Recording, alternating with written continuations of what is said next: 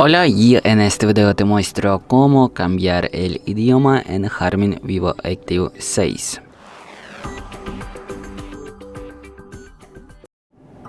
Primero vamos a encender el reloj, luego presionamos el botón que está más arriba a derecha y luego encontramos aquí configuración.